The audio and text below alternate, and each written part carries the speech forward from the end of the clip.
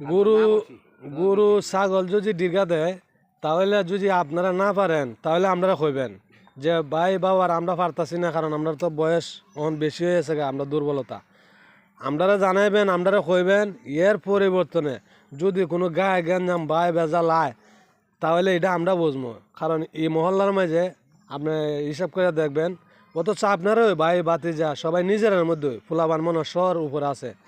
এমনকি কি সুন্দর লাগে আপনি রহমান ভাই যদি গুরুস্থানে খারিয়া কি গুরুস্থানে খারান লাগতো না, যে কোনো বাড়ির মাঝে ডাক দেন যে আসুন আমার লগে, আমি গুরুস্থানে যাবো, এমন একটা দরকার, কি একজন একটা গুরু দিছে হ্যাঁ মানতেছে না, আপনার পিছিয়ে আশা করি ইনশাল্লাহ 50টা পোলা বানায় খারাইব।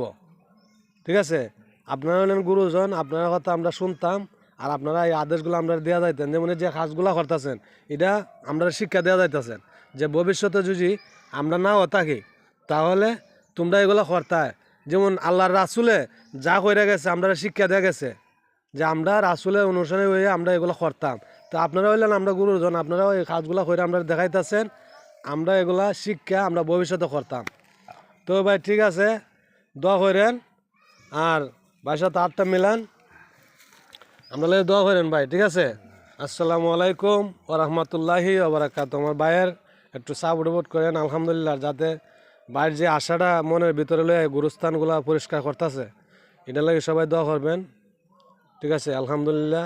আসসালামু আলাইকুম ওয়া রাহমাতুল্লাহি ওয়া বারাকাতুহু।